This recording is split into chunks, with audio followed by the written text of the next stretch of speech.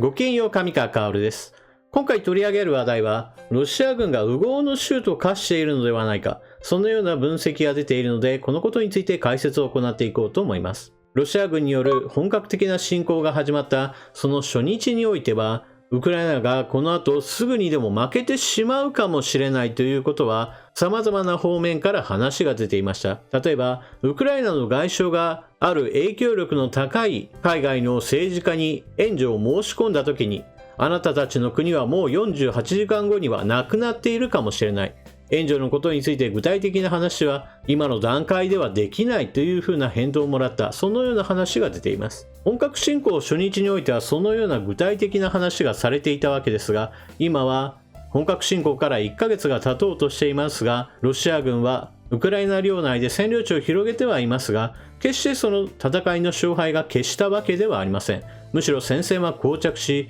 ロシア軍の被害が想定以上になっているのではないか、そのようなニュースなどが出ています。今回の動画ではロシア軍が想定以上の問題を抱えていることについて解説を行っていこうと思います。まずは関連ニュースから見ていきましょう。統制乱れるロシア軍、戦場の最高指揮官は誰？アメリカは確認できず。ロシアがウクライナでの戦争を率いる軍の指揮官を指名しているのかどうか、アメリカは確認できていないことが分かった。事情に詳しい複数の情報筋が明らかにした。現旧当局者は、ロシアの攻撃が稚拙で無秩序なように見えるのはこれが主因である可能性が高いとしている。アメリカ国防当局者2人によると、全戦域を統括する最高指揮官がウクライナ国内や周辺にいない中、異なるロシア軍管区から来てウクライナ各地に展開する部隊は互いの活動を調整するどころか、むしろ補給物資などを奪い合っているように見えるという。情報筋らは、ウクライナ全土でロシアの攻勢に参加する各部隊は連携が取れておらず、包括的な作戦設計なしに独立して行動しているように見受けられると指摘する。ロシア軍は通信面でも大きな問題を抱えているように見える。兵士と指揮官が民間の携帯電話などセキュリティの確保されていない手段を使って会話する場合もあるため、通信が傍受されやすく、ウクライナ軍が反撃の標的を定める助けになっている。これら全てが要因となり、ちぐはぐで時に混乱した作戦が展開され、欧米の当局者を驚かせる状況になっているという。ロシアが密かに最高指揮官を指名した可能性はあるものの、アメリカ欧州陸軍のハードリング元司令官によれば、戦闘の状況を見れば彼が無能なことが伺えるという。総司令官がいるのかいないのかといったところについて断定はできないわけですが、司令官らはかなりの数亡くなっています。ウクライナ侵略に投入されているロシア軍の20人の将軍将官のうち、すでに6人が死亡しています。陸軍からは5人、そして海軍からは黒海艦隊の副司令官が亡くなっています。ただし、ここでは海軍の副司令官ですが、この人物はマウリポリでの攻防戦の中で戦死したとされており、ロシア軍が兵員不足から海兵を陸戦に投入していたのではないかということが伺われます。そして一般将兵についてもどれほど亡くなっているか、その情報については錯綜しているわけですが、ロシア側からこのような話が出てきています。ロシア紙、兵士1万人近くが死亡と報道も1日で削除。ロシアのタブロイド紙プラウダのウェブサイトに、ウクライナでの軍事作戦で1万人近いロシア軍兵士が死亡したとの記事が掲載されたが、この部分は間もなく削除された。記事にはロシア国防省からの情報として、ウクライナでの特別作戦で軍の要員9861人が死亡、16,153人が負傷したと書かれていた。記事はモスクワ時間の21日午前0時9分に公開されたとみられる。しかしこの記事はソーシャルメディアで注目を集め始め、モスクワ時間同日午後9時56分に更新され、死者数への言及は全面的に削除された。同紙はこの後、サイト管理者のアクセスがハッキングされたとする声明を発表。事実に反する偽情報が挿入されたが、直ちに削除したと述べた。プラウダはこのようにして、戦死者1万人程度というのはハッキングの結果として誤って掲載されたもので、自分たちの本来掲載する内容ではなかったという話をしています。一方で、現在のところ発表されているロシア軍の戦死者については、ウクライナ側は1万4000人程度を見込んでいますし、アメリカの分析はおおよそ8000から1万人程度だと見ています。記事に掲載された内容はこのアメリカの推計に近いものとなっています。ウクライナの IT 軍がハッキングに成功したのであれば、戦死者1万人程度では収まらなかったと思いますから、アメリカの仕業から、もしくはハッカー集団アノニマスがアメリカの推計をもとにして、このような内容を書き換えた可能性というものもあります。ただし、ロシア側の発表は1回しか行われておらず、戦死者は498人で情報更新がされずに放置されている状態です。北部戦線の戦死者については、隣国ベラルーシへと移送されて、その後の処分が見えなくなっていることを考えると、少なくともロシア側の公式発表500人でそのまま留まっているとはとても考えられず、今回の戦死者1万人というのは決してありえない数字ではないと思います。一番最初の記事では、ロシア軍側の総司令官が不在ではないかというような記事になっているわけですが、同時に最後の方においては、たとえそのような総司令官がいたとしても、その人物はきっと無能に違いないという話になっています。では、一体どうなっているのかについて言えば、この記事を補足する一言を言っておかなければなりません。それは、総司令官は確実に存在します。ただし、その人物が軍司令官として無能であることは間違いないでしょう。なぜならば、その人物はプーチン大統領だからです。今回の侵略において一つの特徴として言われているのは、実際に本格的な侵攻をするかどうかについては、その直前まで軍人たちにも知らされていなかったと言われています。ですから、実際の本格侵攻が始まった後においても、陸軍と空軍の連携が全く取れていない問題や、もしくはそれぞれの進軍においてもちぐはぐな行動が様々見られるといったことが指摘されています。ですから、無能なのはなぜかといえば、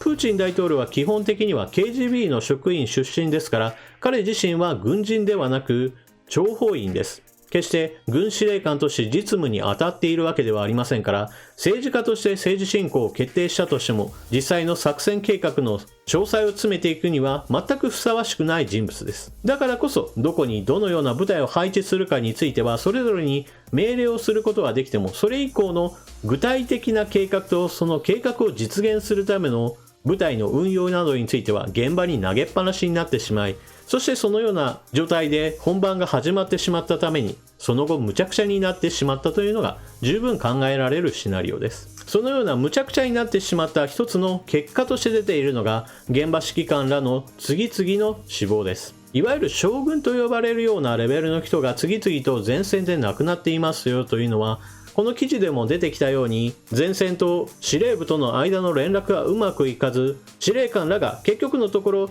現場にある程度視察やもしくは兵士たちを鼓舞するために出てこなければならない、そのような状況になったことが挙げられています。なぜそのように前線と司令部との間の連絡がうまくいっていないかといえば、それはロシア軍の連絡網というものが基本的には古い機器を元にして行われており、それらについてはウクライナ軍からしてみれば簡単に妨害ができてしまうといったことがあります。そしてそのような妨害を一旦回避するために使われているのが民間の携帯電話というようなかなりずさんな行動をとってしまったのです。ですからロシア軍同士の会話についてはアマチュア無線からが傍受できてしまったり、もしくは民間の全く暗号化されていない通話などについて傍受できてしまうようなことになっているので、どこからどこにどんな指令があって、そして誰がどんなところにいるかについても情報を追うことができてしまう、そんなずさんな体制になってしまったわけです。さらに言えばウクライナ側には欧米からの支援が入っていて、ウクライナ自身も旧ソ連から引き継いだ通信妨害やもしくは通信の傍受の技術というものはロシアとかなり相性がいいことに加えて、そこにアメリカやイギリスの情報分析チームの支援なども入っているそうです。そのようなことが相乗的に加わることによってウクライナ軍が狙える距離まで各軍団の司令官レベルが前線に出てくるぞなどということが分かって、それを狙撃したりすることができているわけです。ロシア軍の装備がかなりハリボテに過ぎなかったというのを表す一つの事例だと言えるでしょう。そしてもう一つ注目しなければならないのが、そのような指揮官レベルの混乱に加えて実際のところ兵士たちもたくさん亡くなっている可能性が非常に高いということです。ロシア軍の戦死者が1万人程度、そして負傷者についてはその 1.5 倍程度、合わせて 2.5 万人程度が前線からいなくなってしまったよという記事が出ていたわけですが、この数値をもしも信じることになれば、ロシア軍は全体として20万人を投入して、そのうち 10% がたった1ヶ月で脱落したわけです。負傷者については治った後に復帰する可能性も当然あるわけですが、亡くなった方については当然戻ってくることはありません。そしてたった1ヶ月で1万人程度が亡くなっているということを考えれば、1年もしも戦ったら12万人の人が亡くなるわけで、これは全体の半数以上が亡くなることを意味します。これはまさに全滅と表現しても良いほどの激烈な被害数です。そして現在投入されている20万人という兵力について言っても、補給部隊もしくは公兵の人たちも含まれている数ですから、このままのペースで被害が増え続ければ、当然のように前線で戦う兵士の数が圧倒的に足りなくなるのは目に見えています。これらの不足がもう見えてきているからこそ、ロシア本国において進められているのが中東地域からの傭兵の確保であったり、もしくはロシア本国における軍楽隊のような、もはや軍人とも言えないような人たちを投入することを考えることや、もしくは退役軍人などについて言っても、退役の年齢制限の上限を引き上げることによって戦場に呼び戻そうなどという話も出ているそうです。今後プーチン大統領が実務ができる軍司令官をしっかりと置くことができれば、この現状は少しずつは改善されるとは思いますが、もしかしたらその前にしてしまうかもしれません。そのようなことになれば、今後どのようなことが起こり得るかについて予測をしておきましょう。まず起こり得ることは2つ想像されます。まず第1は命令の単純化が起こるということです。例えば状況がどんどんと移り変わっていく状況というのに対応しようと思えば、それは非常に困難なことになるわけですから、例えば都市に攻め入るのではなく、都市を包囲してそのまま砲撃を続けて一切抵抗ができなくなるぐらいになってからその町を占領しろといった具合にして命令を単純化することが考えられます。そしてもう一つ考えられることというのが、もう現場で自分たちで考えてやりなさいというパターンです。これはまさに今起こっていることだと言われていて、各軍団はそれぞれ自分たちがやりたいようにやっていて、物資が足りないんだからこっちの方により優先的に回せといったことを、北部戦線と南部戦線の将軍たちがそれぞれ縄張り争いをして物資を取り合うようなことになっている。そのようなことが今後も続くという展開です。